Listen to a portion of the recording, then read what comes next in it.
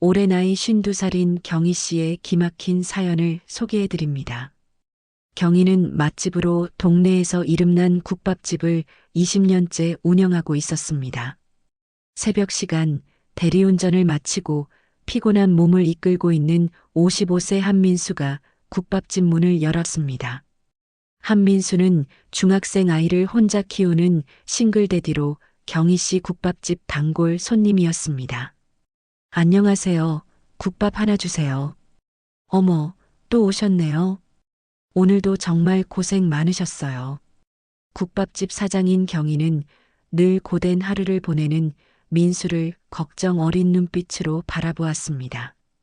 보글보글 끓어오르는 뽀얀 김이 피어나는 맛있는 국밥을 민수 테이블에 정성스럽게 내려놓았습니다.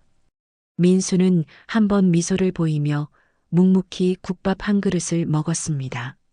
한편 경희는 50평생 부모님을 모시고 동생들 학비를 대느라 정작 본인 인생은 살지 못한 여자였습니다. 동네 길거리에서 시작한 호떡 장사부터 지금의 국밥집까지 안 해본 일이 없는 생활력이 강한 여성이에요. 그녀는 따뜻한 마음씨와 정이 많아서 어려운 사람을 보면 그냥 지나치지 못하는 성격입니다. 특히 가족에게 헌신하느라 본인의 행복은 늘 뒷전이었어요. 지금까지 결혼을 하지 않은 것도 부모님과 동생들을 돌보기 위해서였습니다. 어느새 나이가 들어 부모님은 돌아가시고 동생들은 각자 결혼해서 잘 살고 있는데 이것만으로도 경희는 뿌듯하고 행복했어요. 그런 경희에게 요즘 자주 오는 민수가 자꾸 눈에 들어오기 시작합니다. 자주 새벽 이른 시간에 와서 국밥 한 그릇을 먹고 가는 민수의 모습이 어쩐지 짠해 보였거든요. 경희는 딱한 마음과 함께 연민의 감정을 느낍니다. 훗날 이 연민은 사랑으로 자라나게 되지요. 어느 날 점심시간에 민수가 딸을 데리고 국밥집에 왔어요. 어머, 안녕하세요. 오늘은 따님과 함께 오셨네요. 어서 앉으세요. 딸이 아버님을 닮아서 참 예쁘네요. 민수가 머쓱해하며 이렇게 대답했습니다. 오늘 아침도 제대로 못 챙겨주고 딸 시험 시간이라 일찍 학교에서 끝나서 제 딸 지민이도 데리고 왔습니다. 그날 민수와 함께 온 딸 중학생 한지민 양은 국밥집 안을 조심스럽게 둘러보았어요. 후드티에 교복 차림이 어색하지만 묵묵히 엄마 없는 아침을 견뎌낸 아이였습니다. 경희는 그런 지민이의 모습이 기특하고 대견해서 따끈한 수육 한 접시를 챙겨주었어요. 중학생이면 많이 먹어야지. 자, 이건 이모가 지민이한테 주는 서비스. 지민이는 눈이 반짝이며 감사합니다. 진짜 맛있어요. 라고 작게 웃었습니다. 경희는 가슴 한편이 뭉클해지는 것을 느꼈어요.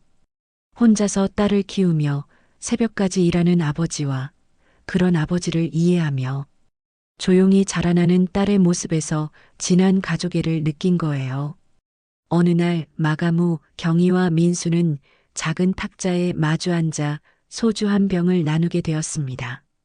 오늘 대리운전 손님 중에 술 취한 사람 많았어요? 경희가 물었습니다. 소소한 이야기를 주고받으며 부쩍 가까워진 두 사람이에요. 민수는 웃으며 말했어요. 응, 오늘은 좀 힘들었지. 벌려놓은 일이 많이 있으니까 벌어야지. 딸도 곧 고등학교에 들어가고 돈 들어갈 때가 많아. 열심히 살아야지. 경희가 진지하게 고개를 끄덕이며 대답했어요. 그렇지. 김치 새로 했어요. 같이 드세요. 금방 썰어 올게요. 민수는 깜짝 놀라며 아니, 안 그래도 되는데. 라고 말을 잇지 못했어요. 이내 그럼 소주도 한 잔 같이 할까? 언제 마감해? 먹고 같이 마감하지 뭐. 그렇게 친구 그 이상으로 깊어지는 두 사람의 마음이었어요. 두 사람은 소주잔을 기울이며 서로의 상처와 외로움을 조금씩 나누었습니다. 며칠 뒤 비가 억수같이 내리는 저녁이었어요. 민수가 평소보다 일찍 국밥집에 들어왔는데 온몸이 비에 젖어 있었습니다. 어머, 왜 이렇게 젖어서 왔어요? 감기 걸리겠어요. 경희가 깜짝 놀라며 수건을 가져다 주었어요. 차가 고장나서 걸어왔어. 오늘은 일찍 끝났는데 집에 있기도 그렇고 혹시 괜찮으면 여기서 비 그칠 때까지 있어도 될까? 당연하죠. 앉아서 기다리세요. 뜨거운 차 끓여드릴게요. 그날 밤 두 사람은 빗소리를 들으며 더 깊은 이야기를 나눴어요. 민수는 아내를 잃고 홀로 딸을 키우는 힘든 마음을, 경희는 가족을 위해 평생 자신을 희생해온 이야기를 털어놓았습니다. 사실 가끔 무서워. 지민이가 대학 가고 나면 혼자 남겨질 텐데 그때는 뭘 하며 살아야 할지. 민수가 근심 가득한 얼굴로 말하자 경희는 이렇게 대답합니다. 그런 걱정 마세요. 좋은 아버지니까 지민이도 아버지를 떠나지 않을 거예요. 그리고 경희가 잠시 망설이다 말했어요. 혼자가 아니실 수도 있잖아요. 민수가 경희를 바라보며 미소를 지었어요.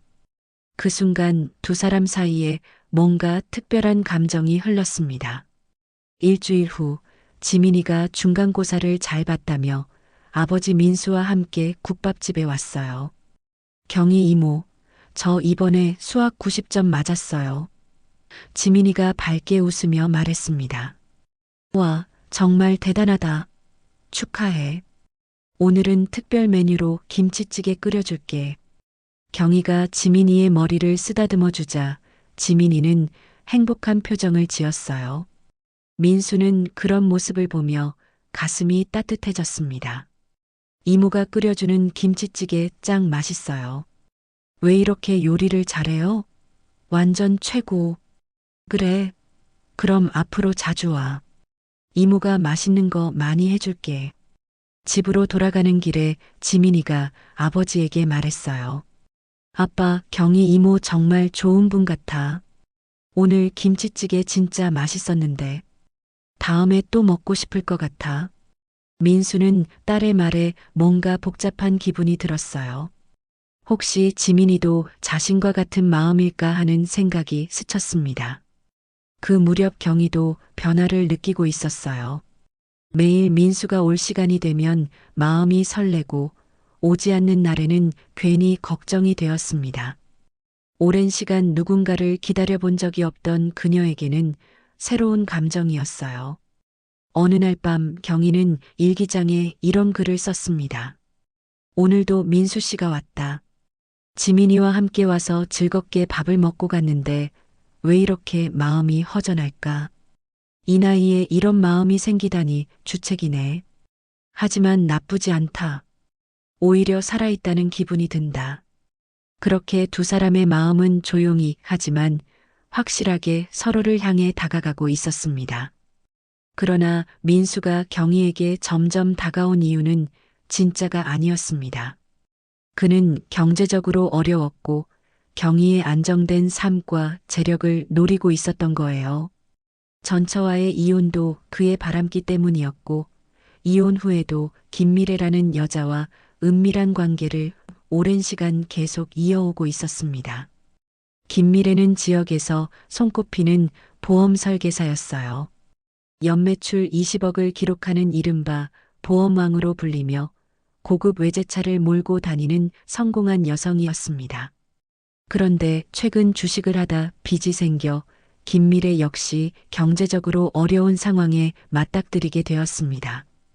어느 날 밤 민수는 미래와 고급 호텔바에서 만났습니다. 오늘도 그 국밥집 아줌마한테 갔다 왔어?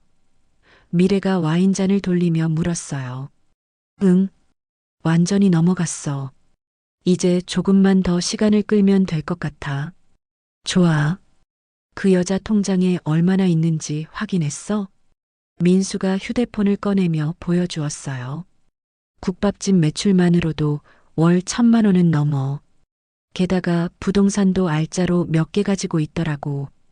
미래는 만족스러운 표정을 지었습니다. 역시 내 눈이 틀리지 않았네. 두 사람은 차가운 계산으로 경희를 이용할 방법을 의논했어요. 그 시각 경희는 국밥집에서 혼자 설거지를 하며 민수를 떠올리고 있었습니다. 오늘은 왜 안 왔을까? 혹시 아픈 건 아닐까? 걱정하면서 말이에요. 며칠 후 민수는 평소와 다르게 풀이 죽어 국밥집에 나타났어요. 그 모습을 본 경희가 물었습니다. 왜 그렇게 기운이 없어 보여요? 무슨 일 있었어요? 민수가 대답합니다. 아, 별거 아니야. 그냥 생활비가 좀 부족해서 지민이 학원비도 내야 하는데 경희의 눈에 걱정이 가득 찼어요. 얼마나 필요해요? 제가 조금 도와드릴게요. 아니야, 어떻게 그럴 수 있어. 매번 지민이까지 챙겨주고 지금도 충분히 도와주고 있는 걸. 그 말을 듣고 서운해진 경희가 대답합니다. 우리 사이에 그런 말 하지 마세요. 우리 가족 같은 사이잖아요. 민수는 속으로 웃으며 고개를 저었어요. 그렇게 말해주니 정말 고마워. 하지만 너무 미안해서. 그날 저녁 경희는 민수에게 200만 원을 건넸습니다. 급한 불부터 끄세요. 천천히 갚으면 돼요. 민수는 감격한 척하며 돈을 받았어요. 하지만 그의 마음속에는 감사함 대신 역시 쉽네라는 생각뿐이었습니다. 민수는 경희에게 진지하게 말했어요. 경희, 우리 결혼하면 어때? 이제 혼자 사는 것도 지겹고, 경희도 혼자 사는데 내가 든든하게 지켜줄게. 가진 건 없어도 행복하게 해줄게. 경희는 깜짝 놀라며 얼굴이 빨갛게 달아올랐어요. 정말요? 저 같은 사람을. 경희가 수줍게 대답했습니다. 당연하지. 경희만큼 좋은 사람이 어디 있어? 지민이도 경희를 정말 좋아하고 있어. 그렇게 두 사람은 간단한 혼인신고를 하고 재혼을 했습니다. 경희는 평생 처음 느끼는 행복에 빠져 있었어요. 결혼 후 경희는 이제껏 느껴보지 못한 남자라는 울타리 안에서 깊은 안정감을 느꼈습니다. 평생 혼자 살아오며 그리워했던 가족의 온기를 드디어 얻게 된 것 같았어요. 여보, 우리 신혼여행 가요. 제주도는 어때요? 민수가 제안했습니다. 정말요? 국밥집은 어떡하고? 경희가 답했습니다. 그러자 민수는 3박 4일 정도는 괜찮지 않을까? 우리도 신혼부부인데 추억을 만들어야지. 경희는 설레는 마음으로 가게 문에 신혼여행으로 인한 임시 휴업 안내문을 붙였습니다. 제주도에서의 3박 4일은 꿈 같은 시간이었어요. 성산 일출봉에서 함께 해돋이를 보고 올레길을 걸으며 도란도란 이야기를 나눴습니다. 민수는 다정한 남편의 모습 그대로였고 경희는 그런 그의 모습에 더욱 사랑에 빠져들었습니다. 1년 후 민수는 어느 카페 구석진 자리에서 김미래를 만나고 있었습니다.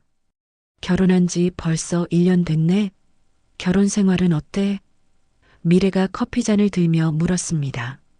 민수가 한숨을 푹 쉬었어요. 솔직히 너무 힘들어. 매일 행복한 척, 사랑하는 척 연기하는 게 이제는 한계야. 그 아줌마 얼굴만 봐도 짜증이 나는데 웃어야 하니까. 민수의 말을 듣고 미래는 이렇게 대답합니다. 그래도 참아야지. 아줌마 비위 잘 맞추네. 그래서 돈은 어떻게 빼올 건데? 미래가 답답한 듯 물었습니다. 민수가 머리를 극적였어요. 그게 부동산이 상당히 많긴 한데 빼올 방법이 영 생각이 안 나. 국밥집 건물이랑 상가 2채, 아파트까지 있는데 전부 그 여자 이름으로 되어 있어. 대출이라도 받게 해야 하나? 아니면 투자한다고 속여서? 두 사람은 고민에 빠졌습니다. 그것도 쉽지 않아. 워낙 돈 관리를 철저히 하더라고. 국밥집 장사로 번 돈은 꼬박꼬박 저축하고 부동산 월세도 따로 관리해. 나한테는 생활비만 주고 미래가 짜증스럽게 말했어요. 그럼 뭐하러 결혼한 거야? 1년이나 시간 낭비했잖아. 미래의 말을 듣고 한민수는 나도 이렇게 빡빡할 줄 몰랐지. 생각보다 순진한 것 같으면서도 돈에 관해서는 철두철미해. 두 사람은 난감한 표정으로 서로를 바라보았습니다. 혹시 사업한다고 하면서 돈 빌려달라고 하면? 미래가 제안했어요. 이미 몇 번 떠봤는데 우리 같이 국밥집이나 열심히 하자고 하더라. 답답해 죽겠어. 그 시각 경희는 국밥집에서 정성스럽게 국밥을 끓이며 오늘도 남편과 지민이를 위한 저녁을 준비하고 있었습니다. 어느 날 아침 경희는 우연히 민수의 휴대폰에서 김미래와 주고받은 메시지를 발견했습니다. 화장실에 두고 간 휴대폰 화면에 알림이 떴던 것입니다. 대리운전 끝났어? 언제 올 거야? 나 강남 호텔에서 기다리는 중. 경희의 손이 떨리기 시작했습니다. 사실 그녀는 이미 어느 정도 눈치채고 있었습니다. 민수가 자주 늦게 들어오고 전화를 받으러 밖으로 나가는 일이 잦아졌으며 예전처럼 다정하지 않았죠. 하지만 확실한 증거를 보니 가슴이 무너져 내렸습니다. 메시지를 더 읽어 내려가던 경희는 숨이 멎는 듯 했습니다. 그 메시지에는 이렇게 써 있었어요. 그 아줌마 재산이 생각보다 많더라. 국밥집에 부동산까지. 잘했어. 우리 계획대로만 하면 돼. 조금만 더 참아. 재산 정리되면 바로 이혼할게. 경희는 벽에 기대어 주저앉았습니다. 김미래는 남편의 오래된 고향 친구로 경희의 결혼식에도 참석했던 하객 중 한 명이었습니다. 게다가 그녀도 가정이 있는 여자였습니다. 그들은 단순한 불륜이 아니었습니다. 처음부터 자신의 재산을 노리고 접근한 사기였던 것입니다. 그 순수했던 프로포즈도 달콤했던 말들도 모두 계산된 연기였다는 사실에 치가 떨렸습니다. 경희는 분노했고 결코 용서할 수 없었습니다. 망설임 없이 바로 이혼을 결심했습니다. 며칠 뒤 민수가 술 냄새를 풍기며 새벽 2시에 들어왔습니다. 경희는 거실에서 그를 기다리고 있었습니다. 어디 갔다 왔어요? 경희가 묻자 당황한 듯 민수는 왜 안 자고? 대리운전이 늦게 끝나서. 경희가 차갑게 물었습니다. 김미래는 잘 지내나요? 민수의 얼굴에서 순간 핏기가 사라졌습니다. 뭐라고? 무슨 소리야? 모른 척하는 민수에게 담담하게 경희는 말합니다. 알고 있었어요. 당신이 다른 여자 만나는 거. 하지만 처음부터 내 재산을 노리고 접근했다니. 나를 그렇게 바보로 봤나요? 민수는 당황하여 변명을 시작했습니다. 이건 오해야. 미래는 그저 친한 친구야. 무슨 문자를 보고 그러는지 이해가 안 되네. 그 말을 듣고 질린 경희는 그만해요. 더 이상 거짓말 듣고 싶지 않아요. 내가 50년 넘게 혼자 살면서 얼마나 외로웠는지 알아요? 처음으로 누군가를 믿고 기댔는데 그게 전부 돈 때문이었다니. 그래 나 같은 게 무슨 결혼이고 남편이야. 경희의 눈에서 눈물이 흘렀지만 그녀의 목소리는 단단했습니다. 한민수 씨, 잘 들어. 이제 끝이에요. 다음 날 아침 경희는 서울에서 가장 유명한 이혼 전문 변호사를 찾아갔습니다. 증거가 완벽하네요. 변호사가 서류를 검토하며 말했습니다. 특히 재산을 목적으로 한 사기 결혼이라는 증거가 명백해요. 이건 단순 불륜을 넘어선 사기죄까지 적용 가능합니다. 변호사의 말을 듣고 경희는 최대한 강하게 나가주세요. 더 이상은 당하고만 살지 않을 거예요. 일주일 후 법원에서 특별 배달이 도착했습니다. 민수와 김미래 앞으로 온 소장이었습니다. 경희는 이혼 소송과 함께 김미래를 상대로 상간녀 소송을 청구했습니다. 그날 밤 경희는 국밥집 주방에 서서 칼을 갈며 다짐했습니다. 50년 넘게 순진하게만 살아온 인생. 이제는 자신을 지킬 줄 아는 강한 여자가 되겠다고. 별이 빛나는 하늘을 올려다보며 경희는 조용히 미소 지었습니다. 이제 시작이야. 진짜 내 인생이. 상간녀 소송과 이혼 서류를 제출한 지 열흘이 지났습니다. 법원에서는 3개월의 이혼 숙려 기간을 거치도록 했고 김미래를 상대로 한 상간녀 소송도 동시에 진행 중이었습니다. 그날 아침 유난히 시끄럽게 핸드폰으로 전화벨 소리가 울렸습니다. 경희는 모르는 번호라 고개를 갸웃거리며 전화를 받았습니다. 한민수 씨 가족분이신가요? 네, 맞습니다. 무슨 일이신가요? 수학이 넘어 낯선 남자는 이렇게 말합니다. 한민수 씨 차량이 저수지 근처에서 발견되었는데 현재 실종 상태입니다. 경희가 현장에 도착했을 때 저수지는 짙은 안개로 뒤덮여 있었습니다. 민수의 차는 저수지로 향하는 비탈길 끝에 버려져 있었고 운전석 문은 열려 있었습니다. 경찰관이 증거품 봉투를 보여주었습니다. 차 안에서 유서를 발견했습니다. 신발과 외투는 저수지 가장자리에 놓여 있었고요. 떨리는 손으로 유서를 읽었습니다. 모든 게 내 잘못입니다. 경희와 지민이에게 미안합니다. 소송과 빚 때문에 더 이상 살 수 없습니다. 경찰관이 조심스럽게 말했습니다. CCTV에 어젯밤 11시 47분 저수지 다리 난간을 넘는 모습이 포착됐습니다. 현재 잠수부들이 수색 중인데 이 저수지가 워낙 깊고 물살이 세서. 그 말을 들은 경희는 그럼 아직 못 찾으신 거예요? 네. 시신이 발견되지 않아서 법적으로는 실종 상태입니다. 하지만 유서와 CCTV 정황상 사실상 사망으로 봐야 할 것 같습니다. 경희는 저수지를 바라보았습니다. 검은 물결이 소용돌이치며 모든 것을 삼켜버린 듯 했습니다. 보통 이런 경우 시신이 며칠 후에 떠오르기도 하지만 이 저수지는 바닥이 뻘층이라 영영 찾지 못할 수도 있습니다. 경찰관의 설명이 이어졌습니다. 일주일이 지나도 시신은 발견되지 않았습니다. 결국 법원은 실종 선고를 내렸고 5년 후 사망 처리가 될 예정이었습니다. 하지만 빚독촉은 기다려주지 않았습니다.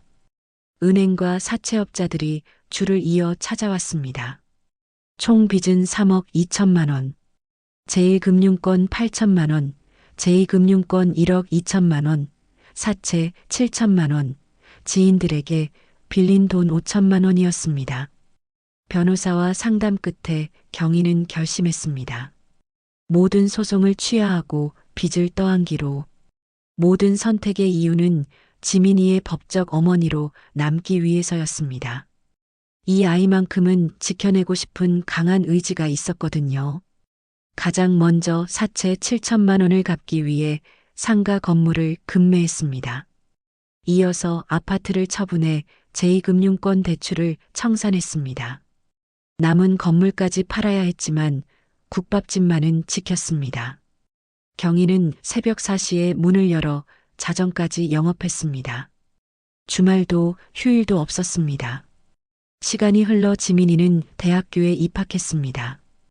경희는 국밥집 문을 닫고 예쁜 꽃다발을 들고 지민이의 입학식에 참석했습니다.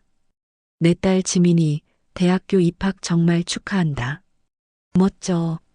그날 밤 경희는 일기장에 적었습니다. 오늘로 모든 빚을 갚았다. 민수의 시신은 끝내 찾지 못했다. 한민수, 너 어디 있는 거야? 죽었든 살았든 이제는 상관없다. 배신과 거짓말로 시작된 결혼이었지만 그 끝에서 진정한 딸을 얻었으니까. 한편 남편의 동생 한진수의 아내 김수빈이 윤경희에게 전화를 걸어 울고 있었습니다. 김수빈과 경희는 동서지간으로 알게 된 지는 얼마 안 되었지만 민수가 사망한 후 김수빈이 자주 국밥집에 와서 일을 도와주며 가까워진 사이였습니다. 핸드폰 너머 떨리는 목소리로 수빈이 말합니다. 언니, 진수가 바람을 피워요. 경희는 애써 아무렇지 않은 척 대답합니다. 바람핀 상대가 누군데? 경희의 울음에 수빈은 김미래요. 아주버님이랑 그 여자 맞죠? 김미래, 얼마 전에 이혼했다던데요. 경희는 순간 화가 치밀어 올랐습니다. 형제를 둘 다 농락하다니. 두 사람은 김미래의 오피스텔을 찾아갔습니다. 문을 열고 들어서자 김미래가 놀란 표정으로 일어섰습니다. 우리 집안이 뭐가 그렇게 만만해? 형제를 쌍으로 갖고 놀아? 안방에서 한진수가 황급히 뛰어나왔습니다. 형수님, 오해해요. 그럼 왜 둘이 여기 있는 거야? 형 사건 때문에 법적 문제 상담하려고. 김미래가 울면서 소리쳤습니다. 이제 나 좀 그만 괴롭혀.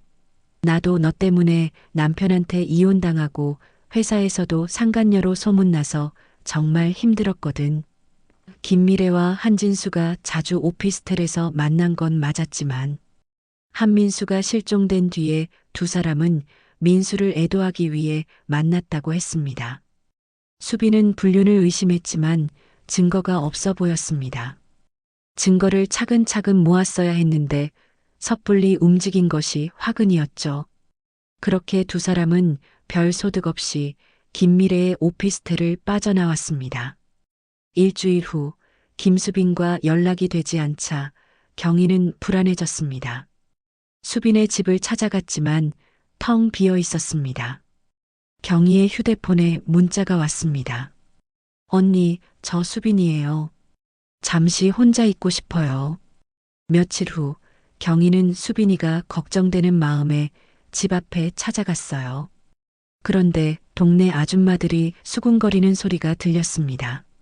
한진수 형이 4년 전에 실종됐잖아. 그런데 무슨 보험금이 나왔다던데. 어머, 실종했는데 무슨 사망보험금이 나와? 그건 모르겠는데 하여튼 그 금액이 어마어마하다던데. 그 술집에서 일하는 사람이 직접 들었다고 하더라고.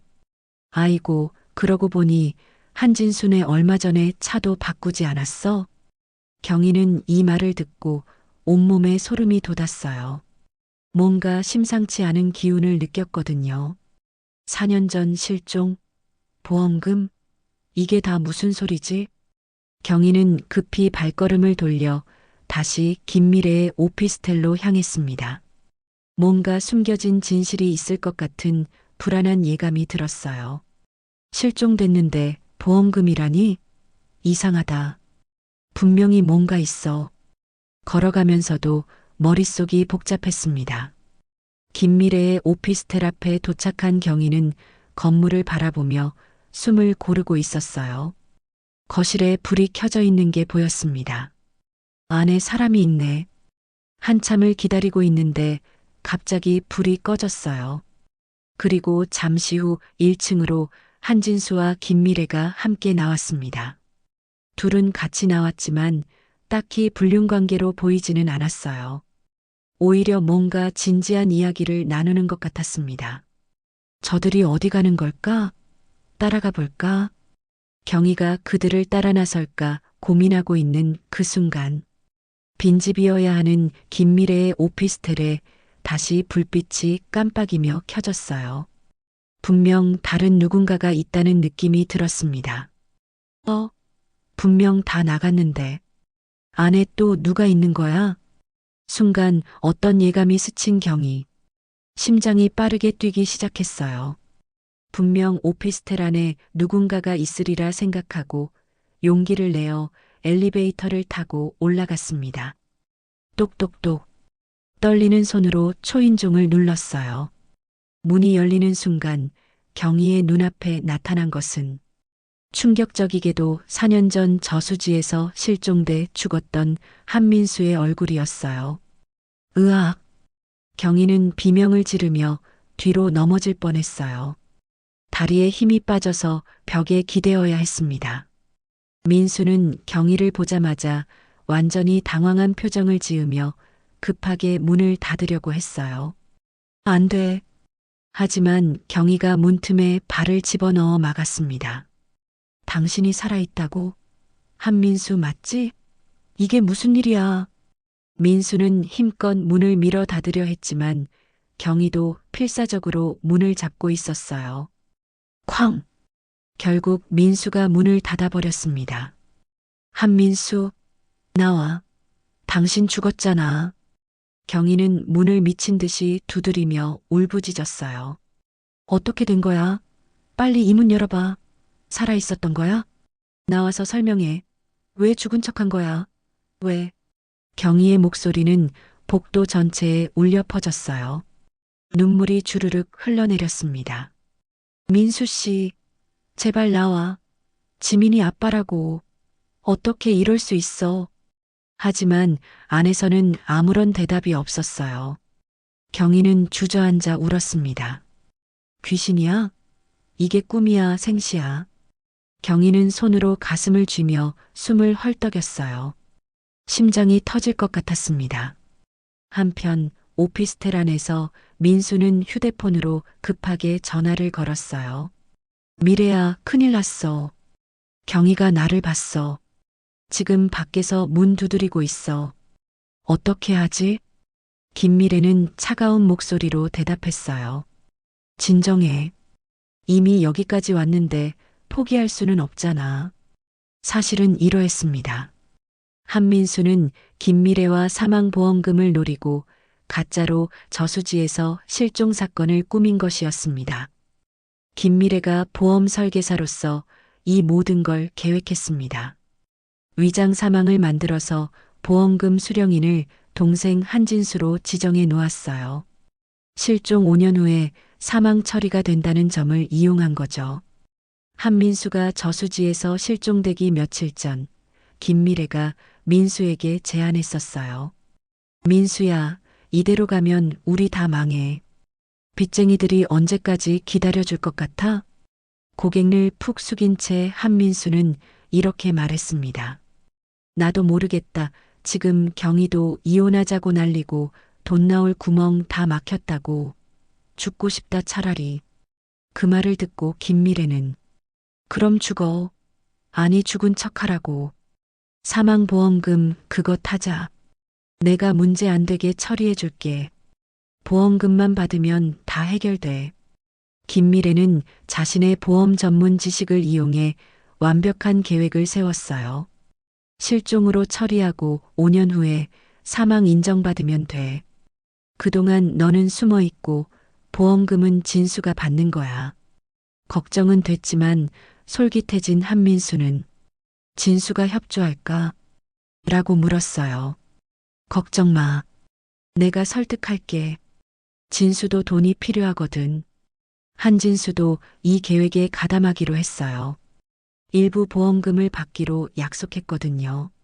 너 와이프한테는 절대 들키면 안 돼. 그 사람은 너무 착해서 반대할 거야. 알겠어.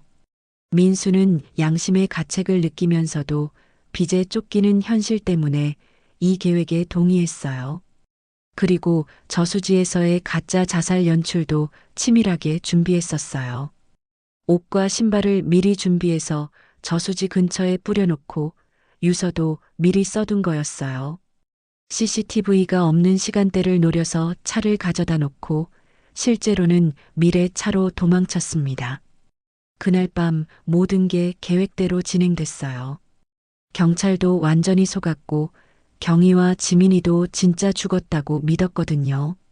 하지만 한진수와 김미래가 자주 만나는 걸 수빈이 목격하면서 문제가 생기기 시작했어요. 수빈이 의심하고 있어. 어떻게 하지? 한진수가 묻자 김미래는 괜찮아. 불륜인 척하면 돼. 오히려 그게 더 자연스러워. 그래서 불륜으로 오해받은 것도 모두 계획된 일이었어요. 진짜 목적을 숨기기 위한 연막 작전이었던 거예요. 그런데 경희와 함께 오피스텔에 찾아가서 따졌을 때 한진수는 너무 당황한 나머지 수빈이에게 모든 사실을 털어놓고 말았어요. 수빈아, 미안해. 사실 형이 살아있어. 우리가 보험금을 타려고 계획한 일이야. 동생 한진수의 말을 듣고 수빈이는 충격을 받았어요. 형부가 살아있다는 사실, 그리고 남편이 보험 사기에 가담했다는 사실 때문에요. 당신 미쳤어? 이게 무슨 짓이야? 돈이 필요했어. 미래 누나가 좋은 방법이 있다고 해서. 수빈이는 며칠 동안 고민했어요. 형님인 경희에게 알려야 할지 아니면 남편을 감싸야 할지. 그래서 경희의 연락을 피했던 거예요. 뭐라고 말해야 할지 모르겠어서요. 이제 경희까지 진실을 알게 되면서 이들의 음모는 위기에 처했어요. 민수는 문 앞에서 계속 울부짖는 경희의 목소리를 들으며 분하고 답답했어요. 젠장, 이제 거의 다 성공했는데 어떻게 들킨 거야? 계획이 완벽했는데 마지막에 이런 일이 생기다니 너무 아쉬웠어요. 어떻게 하면 경희를 다시 속일 수 있을지 고민했습니다. 그러던 사이 밖에서 쿵쿵대던 소리가 점점 작아지더니 아예 없어졌어요. 민수는 귀를 기울여 봤지만 조용했어요. 경희가 기다리다가 자리를 떠난 것 같았습니다. 혹시 포기하고 간 걸까? 아니면 경찰을 부르러 간 건 아니겠지? 이미 다 들통나버린 것 같아서 불안했어요. 심장이 빠르게 뛰었습니다. 민수는 급하게 김미래에게 전화를 걸었어요. 미래야, 큰일이야. 경희가 다 알아버렸어. 한민수의 말을 듣고 김미래는 침착하게 답했습니다. 알겠어. 지금 당장 만나자. 진수도 불러서 셋이 만나야겠어. 평소 만나던 카페로 와. 지금 상황을 정리하고 대책을 세워야 해.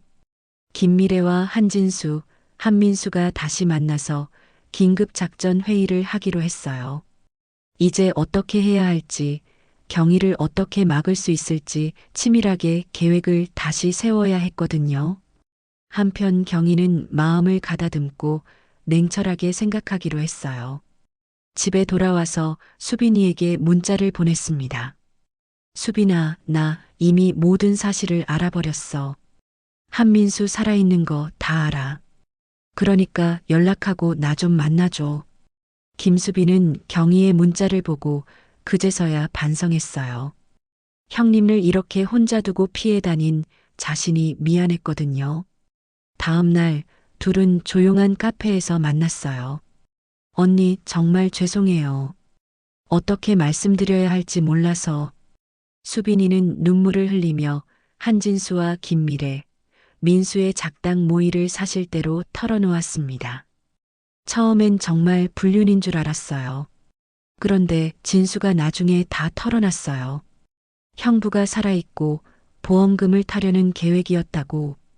경희는 조용히 들으며 고개를 끄덕였어요. 수빈아, 고마워. 용기 내서 말해줘서. 경희는 이제 김미래와 한진수의 내연 사실, 그리고 보험 사기 계획을 증명할 수 있는 증거들을 한 손에 단단히 쥐고 있었어요. 이미 한민수가 살아있다는 것 자체만으로도 결정적인 증거였거든요. 집으로 돌아오는 길에 복잡한 감정이 교차했습니다. 배신감과 분노가 들끓었어요. 그래도 한민수 기일마다 정성스럽게 제사를 지내줬던 일이 떠올라 배신감에 괴로웠습니다. 그러다가도 지민이를 생각하면 마음이 짠했어요. 집에 도착해서 지민이를 꼭 안아주고 깊은 숨을 내쉬었어요. 엄마, 왜 그래요? 무슨 일 있었어요? 아니야, 지민아. 그냥 내가 고마워서. 그녀는 무거운 발걸음으로 경찰서로 향했습니다. 지금껏 쌓아온 삶이 산산조각 나버렸지만 진실을 마주하는 용기만큼은 잃지 않기로 결심했어요. 경찰서 문을 열고 들어서며 경희는 작지만 단단한 목소리로 말했습니다. 중요한 증거가 있습니다. 보험 사기와 관련된 신고를 하려고 왔어요. 그 순간 그녀의 마음속에선 새로운 시작을 위한 희망과 두려움이 함께 피어올랐어요. 수사가 진행되면서 한민수, 김미래, 한진수는 각종 사기죄로 모두 법의 심판을 받게 되었습니다. 경희는 이제서야 제대로 된 이혼을 진행했고 대신 갚아줬던 빚과 위자료를 모두 챙길 수 있었어요. 몇 년이 흘렀습니다. 어느 화창한 봄날 국밥집 문을 열고 들어서자 익숙한 웃음소리가 들려왔어요. 경희와 밝게 웃고 있는 지민이의 모습이었습니다. 엄마, 저 왔어요. 지민이가 먼저 달려와 경희의 손을 꼭 잡았어요. 경희는 눈가가 촉촉해졌습니다. 지민아, 왔어? 얼른 와서 밥 먹자. 맛있게 끓어오르는 김치찌개를 먹으며 지민이가 말했어요. 엄마, 제가 장학금도 받았어요. 이제 아르바이트 안 해도 돼요. 정말, 정말 자랑스러워. 지민이는 고개를 끄덕이며 말했어요. 그 순간 국밥집 안은 따뜻한 온기로 가득 찼어요. 험난했던 시간들도 아픈 기억들도 모두 잊혀지는 듯 했습니다. 경희는 마음속 깊이 다짐했어요. 앞으로도 이 작은 공간에서 사랑과 희망을 지키며 살아가겠다고. 우리 함께 잘 살아가자. 네, 엄마. 저도 엄마처럼 강한 사람이 될게요. 두 사람은 그렇게 서로의 존재만으로도 충분한 진짜 가족이 되었습니다. 창밖으로 따뜻한 햇살이 들어오고 국밥집에는 또다시 새로운 손님들의 발걸음 소리가 들려왔어요. 경희는 환한 미소를 지으며 어서 오세요라고 인사했습니다. 진실을 마주하는 용기로 얻은 진정한 행복이었습니다.